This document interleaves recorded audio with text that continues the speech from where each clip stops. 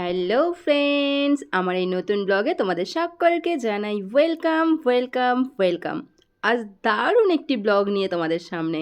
বেশ কয়েকদিন আগে এই ব্লগটা শ্যুট করেছিলাম, শেয়ার করছি আজকে। আমরা বিকেলবেলা রেডি হয়ে বেরিয়ে পড়েছি। ওই দিক থেকে এসেছে দাদা, ভাই একটা আর বোন, আর এদিক থেকে যাচ্ছি আমি, মেঘা আর বাবু। এই কয়জন মিলে আমরা যাব একটু ঘুরু ঘুরু করতে। আজ প্রথমবার আমরা থারে উঠব। তো যেদিন ব্লগটা শ্যুট করেছিলাম তার আগের দিনই থার বাড়িতে নিয়ে আসা হয়েছিল। অনেক দিন আগে থেকে আমাদের এটা বুকিং করা ছিল, আমার বাবা কিনেছে যদিও। তো সেটা পেয়েছে এই কয়েকদিন আগে, আর আমরা প্রথমবার থারে চাপবো। সে কারণেই ভাবলাম চলো থারে চড়ে একটু ঘুরু ঘুরু করে আসি। তাই আমরা সবাই মিলে যাচ্ছি গান্ধীঘাটে। বোনকে বলেছিলাম একটু ভিডিওটা শ্যুট করতে, বোন যা বাজে ভিডিও করেছে কি আর বলবো তোমাদেরকে, কিছু বলার নেই। তো চলো আমরা উঠে গিয়েছি। এবার গাড়িতে উঠে দেখছিলাম গাড়ির ভেতরে কী কী সিস্টেম রয়েছে কি না রয়েছে, সেই সব নিয়ে গল্পগুজব করছিলাম।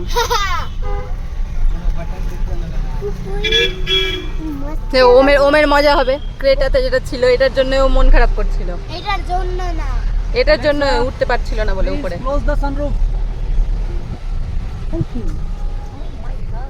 oh my god, এটা এখন পার্টি মিস করছিলাম একটা আসার সময়, যে ওই গাড়িতে ওইটা গাড়ির মতো ফ্যাসিলিটি এগুলো তার পাবো না।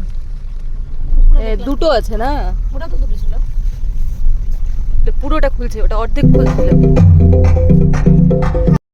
আগের যেই কারটা ছিল ক্রেটা, সেটাকে বিক্রি করা হয়েছে। তাই বাচ্চাদের খুব মন খারাপ ছিল যে কেন ওই গাড়িটাকে বিক্রি করা হলো। যদিও থার বাড়ি আসছে এটা শুনে সবাই খুশি হচ্ছিল, তবে একটু মন খারাপ সবারই ছিল আর কি। যাই হোক, এই দেখো আমরা এবার কোথায় যাচ্ছি, তোমাদেরকে তো বললামই কোথায় যাচ্ছি। আর এখানে আসবো একটু চা খাবো না ফুচকা খাবো না তা কি হয়? চা খাচ্ছিলাম বর্দার সামনে, তবুও আবার ভয়ে ভয়ে, কেননা বড়দা সেটা পছন্দ করে না, মানে চা খাওয়াটা পছন্দ করে না। আর আমি আর বোন চা পাগল, চা না হলে আমাদের হয় না। যাই হোক, পরে আরও একটি ব্লগ আসছে, দেখতে থাকো।